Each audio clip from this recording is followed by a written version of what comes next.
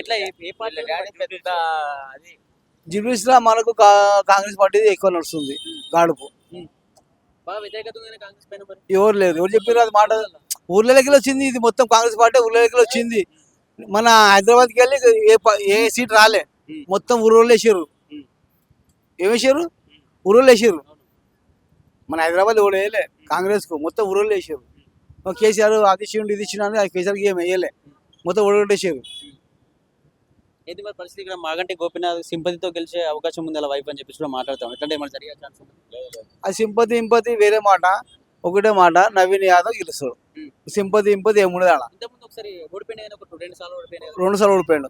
Next time కొద్దిగా మెజారిటీతో ఓడిపోయాడు. ఇప్పుడు third time compulsory win. Third time compulsory Naveen Yadav win. మరి బీజేపీ పరిస్థితి ఏంది ఇక్కడ? బీజేపీ ఏం లేదు, వేస్ట్ అది. అంతేనా? ఎప్పుడు రాలే ఇక్కడ? ఖైరతాబాద్ కాన్స్టిట్యూషన్ లో బీజేపీ నో. ఖైరతాబాద్ కాన్స్టిట్యూషన్ లో బీజేపీ ఏమి ఉండదు, అది వేస్ట్. టకఫర్ ఉంటాయి కూడా. కాంగ్రెస్ ముందు తెలంగాణ తెలుగుదేశం ఉండే, తెలుగుదేశం టీఆర్ఎస్ మన టీఆర్ఎస్ ఇది ఫస్ట్, కాంగ్రెస్ రామారావు తెలుగుదేశం అప్పుడు ఉండే. రామారావు చేసి మంచిగా.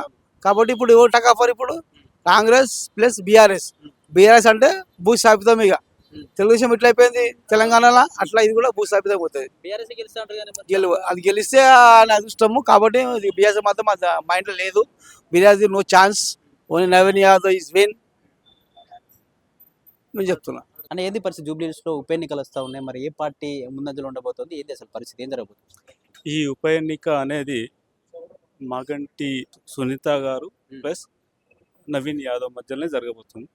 బీజేపీ న్యూట్రల్గా ఉండేటట్టుంది, పెద్దగా ప్రభావం కనిపించదని నేను భావిస్తున్నా. ఇంకోటి ఏంటంటే ఈడ బీఆర్ఎస్కి మంచి గ్రౌండ్ ఉంది. గతంలో మాగంటి గారు ఈడ 3 సార్లు ఎమ్మెల్యేగా గెలిచారు. ఇక్కడ చాలా అభివృద్ధి పనులే కాకుండా ఇంకా సంక్షేమ కార్యక్రమాలు కూడా బాగా పెద్ద ఎత్తున జరిగింది.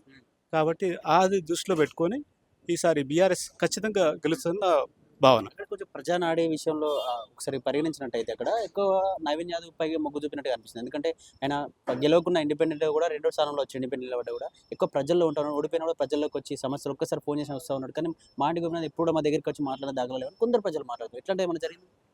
అయితే ఇప్పుడు నవీన్ యాదవ్ ఒక కార్పొరేటర్ స్థాయి మాత్రమే. గతంలో కార్పొరేటర్ కూడా గెలవలే వ్యక్తి. కాబట్టి ఆయన ఎమ్మెల్యేగా ఊహించుకోవడం. కాకపోతే ఏంటంటే ఈ యూత్ అనేది కొంచెం అట్రాక్టివ్ ఉంది. ఎందుకంటే ఈ గణేష్ చందాలు ఇవ్వడం అటువంటివి బాగా చేసిండు. కాబట్టి వాళ్ళు యూత్ మాత్రమే, ఓటర్లు కాదాలు. యూత్ అంటే 16-17 సంవత్సరాల పిల్లలు కూడా ఆయనకు ప్రభావితమై జైలు కొడతారు. దాన్ని చూసే మీరు ఏదో ఉంది అనుకోవడం అవివేకం అని నేను అనుకుంటున్నాను. అంటే ఇక్కడ మాగంటి గోపీనాథ్ కూడా ఎప్పుడు మాకు అంత పనులు చేసినట్టు అనిపించలేదు అని చెప్పేసి, ఎప్పుడు మా ప్రజల్లో కూడా వచ్చి మాట్లాడినట్టు అనిపించలేదు. అదొకటి సింపతితో కూడా అప్పట్లో వర్కౌట్ కాదు కదా. ఇప్పుడు గ్రామీణ ప్రాంతాల్లో అంటే సింపతితో ఇస్తారు, కానీ ఇక్కడ ప్రజలు అందరూ ఇది జూబ్లీహిల్స్ అనేది మెయిన్ ఏరియా. ఇది హైదరాబాద్ సిటీలోనే ఎక్కువ, తెలంగాణ వ్యాప్తంగా ఎక్కువ జూబ్లీహిల్స్ పైన చూస్తున్నారు ప్రజలు. ఇక్కడ కాస్ట్లీ ఏరియా కాబట్టి ఇక్కడ ఆ రకంగా ఆలోచించారని చెప్పి ఇట్లా అంటే మన సింపతి వర్కౌట్ అయ్యే ఛాన్స్ ఉంది సార్. అసలు సింపతికి ఛాన్స్ కూడా అవసరమే లేదు సార్. ఎందుకంటే గతంలో ఎమ్మెల్యే గారు చేసిన పనులు, అభివృద్ధి కార్యక్రమాలు, అందులో కేసీఆర్ వెంబడి నడిచిండు. కాబట్టి కేసీఆర్ని చూసి ఓట్లేస్తారండి. ఇప్పుడు మన తెలంగాణ రాష్ట్రం ఒకప్పుడు కాంగ్రెస్ ప్రభుత్వం చీకట్లో ఉంటుంది అన్నదాన్ని ఆయన 6 నెలల్లోనే వెలుగులోకి తెచ్చిన ఘనత కేసీఆర్ది కాదండి. ఇట్లాంటి ఒక్కటి అని చెప్పుకుంటూ పోతే ఒక దినం సరిపోదు. అసలు వేరే వాళ్ళ ఆలోచనకే టైం సరిపోదు ఆ 5 సంవత్సరాలు. అట్లాంటిది ఆయన 6 నెలల్లోనే కరెంటు, ఎంత నాణ్యమైన కరెంటు, నాన్ స్టాప్ కరెంట్ ఇస్తుండంటే ఒక బెస్ట్ ఎగ్జాంపుల్ అండి. ఇప్పుడు సాఫ్ట్వేర్ రంగంలో అగ్రస్థానంలో ఉన్నాం. ఇవన్నీ ఘనతలు కావండి. కాళేశ్వరం అండి, అద్భుతం అండి. అది ఎవరైనా కళ్ళతో చూస్తే దాన్ని అర్థమవుతుందండి. ఈ గాల్లో మాట్లాడితే అది వేస్ట్ అండి. కాంగ్రెస్ పార్టీ అధికారంలో ఉంది కాబట్టి ఏమన్నా మరి ఇబ్బంది అయ్యే ఛాన్స్ ఉండదు బీఆర్ఎస్ కి? ఏం లేదు సార్, ఇదంతా ఏమంటారు ఉబ్బుని చూసి ఏమంటారు తప్ప ఏం లేదండి.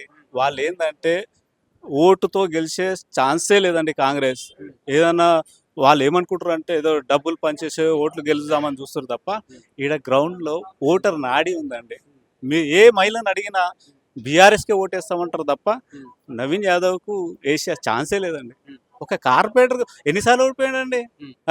ఇప్పుడు ఏమంటారు, అది ఎమ్మెల్యేగా 2nd ప్లేస్ సార్. అక్కడ ఎంఐఎం తో పార్టీ బ్యానర్ మీద ఉన్నప్పుడు సెకండ్ ప్లేస్ వచ్చిందండి. అర్థమైందా? ఎంఐఎంతో ఉన్నప్పుడు వచ్చింది. అదేదో అన్నిసార్లు ఉంటుందండి. ఇప్పుడు అయితే మళ్ళా కార్పొరేటర్ గెలిచి కంటెస్ట్ చేసిండు, ఏమైంది? ఒక్క డివిజన్లో మాత్రమే ఆయన కొంచెం ఉండొచ్చేమో కానీ మిగతా 6 డివిజన్లు ఉన్నాయండి. అది